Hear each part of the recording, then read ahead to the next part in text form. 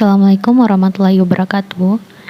Perkenalkan, nama saya Jihan Adila dengan NIM 210060064 dari jurusan Bimbingan Konseling akan menjelaskan materi asesmen BK non-test mengenai AUM PTSDL.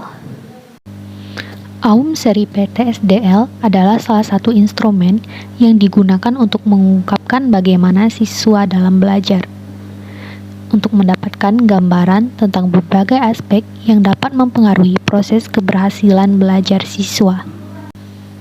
AUM PTSDL sebagai alat ungkap masalah juga merupakan instrumen non-tes dalam kegiatan pendukung pelayanan bimbingan dan konseling untuk mengungkapkan berbagai masalah khusus yang berkaitan dengan upaya dan penyelenggaraan kegiatan belajar siswa. Adapun tujuan dari AUM PTSDL yaitu: pertama, mengungkapkan masalah siswa dalam belajar.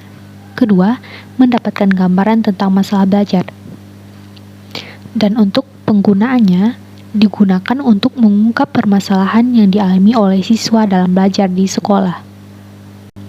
Selain itu, kegunaan dari AUM PTSDL juga yaitu membantu konselor dalam menentukan layanan bimbingan dan konseling khususnya yang berkaitan dengan masalah belajar. Kedua, mengidentifikasi masalah yang berhubungan dengan siswa. Ketiga, membantu peserta didik yang bermasalah dalam menyelesaikan masalah belajarnya. Dan yang terakhir, sebagai dasar penyusunan program pelayanan konseling yang memungkinkan peserta didik berkembang secara wajar, utuh, dan sesuai dengan kemampuan yang dimilikinya. Selanjutnya masuk kepada latar belakang dan pengelompokan masalah. Latar belakangnya yaitu disusun dengan memperhatikan format dan kandungan isi atau SSHA yang kepanjangannya Survey of Study Habits and Station, dan PSKB atau pengungkapan sikap dan kebiasaan belajar, serta pengalaman pemakaian terjemahan atau adaptasinya, dan keinginan untuk menyusun sendiri instrumen sejenis yang lebih sesuai dengan kondisi di Indonesia. Adapun pengelompokan masalahnya terdiri dari: pertama, prasyarat penguasaan materi pelajaran atau P. Kedua, keterampilan belajar atau T. Ketiga, sarana belajar atau S. Keempat, diri pribadi atau D. Dan yang terakhir, lingkungan belajar dan sosial emosional atau L.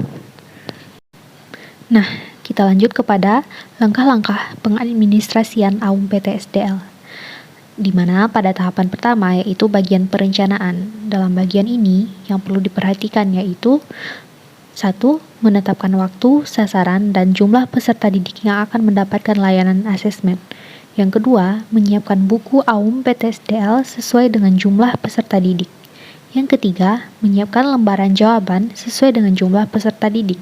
Dan yang terakhir, menyiapkan ruang dengan situasi tenang, pencahayaan baik, dan kursi yang nyaman. Langkah kedua yaitu pelaksanaan. Dalam bagian ini, yang perlu diperhatikan oleh konselor dalam melakukan penelitian tersebut yaitu: memberikan verbal setting sebelum mulai, yaitu menjelaskan tujuan, manfaat, dan kerahasiaan. Yang kedua, meminta individu menyiapkan alat tulis. Yang ketiga, membagi buku dan lembar jawaban AUM PTSDL kepada peserta didik. Yang keempat, memberi instruksi cara pengejaran AUM PTSDL. Yang kelima, menginformasikan bahwa pengerjaan AUM tidak memiliki batasan waktu, akan tetapi peserta didik diminta bekerja dengan teliti. Selanjutnya, peserta didik harus bersungguh-sungguh, cepat, dan tidak membuang waktu. Dan yang terakhir, melakukan pemeriksaan ketepatan peserta didik dalam cara pengisian AUM tersebut. Tahapan terakhir pada pengadministrasian AUM PTSDL yaitu tahap pengolahan hasil, di mana pada bagian ini konselor akan melakukan perhitungan secara kuantitatif menggunakan format tabulasi dan rumus. Yang kedua, berdasarkan hasil pengolahan secara kuantitatif tersebut, konselor harus melakukan analisis kualitatif. Yang ketiga, harus dilakukan paling lambat 1 minggu setelah pengisian, mengingat permasalahan individu tersebut bersifat dinamis dan dapat mengalami perubahan jika tidak dilakukan secepatnya. Yang keempat, kesegeraan dalam pengolahan hasil AUM tersebut akan menjunjung asas kekinian dalam bimbingan konseling. Dan yang terakhir, pengolahan hasil menggunakan format yang khusus.